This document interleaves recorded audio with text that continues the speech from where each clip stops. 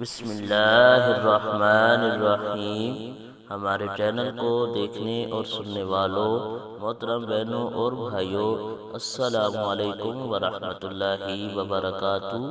آج ہم جس موضوع پر بات کریں گے وہ ہے امام پاک کی اپنے خاندان والوں سے الوداعی ملاقات اور وعظ و نصیحت کا سچا واقعہ۔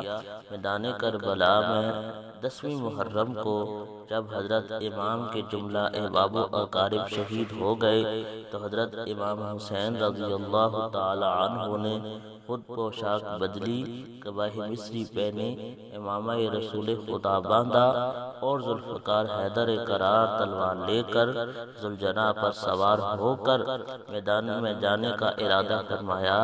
اتنے میں حضرت کے صاحبزادے حضرت علی اولیٰ یعنی امام زین العابدین رضی اللہ تعالی عنہ، جو اس وقت بیمار تھے اور ناتوانی سے اٹھ نہ سکتے تھے، بڑی مشکل سے عصا تھامے ہوئے کمزوری کے باعث لڑکھڑاتے ہوئے حضرت امام پاک کے پاس آئے۔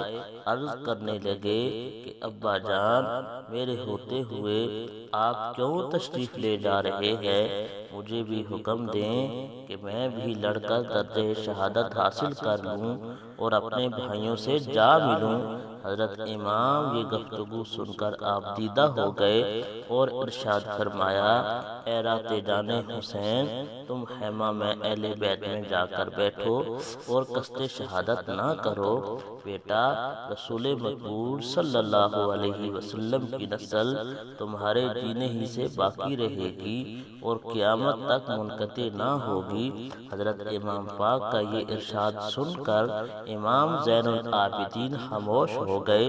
پھر حضرت امام پاک نے ان کو نصیحت و وصیت کر کے تمام علوم ظاہری و باطنی سے آگاہ فرمایا، جو طریقہ تعلیم سینہ بہ سینہ رسول صلی اللہ تعالی علیہ وسلم سے جاری ہوا تھا، سب اسی وقت ان پر منکشف فرما دیا، اور پھر آپ خیمہ کے اندر تشریف لائے اور اہل بیت کی طرف مخاطب ہو کر ہر ایک سے الوداعی کلام فرمایا اور ہر ایک کو الگ الگ الوداع کیا اور شیر کی طرح میدان جنگ کی طرف چلے گئے۔ اللہ پاک امام پاک کے صدقے ہم سب پر رحم فرمائے، آمین۔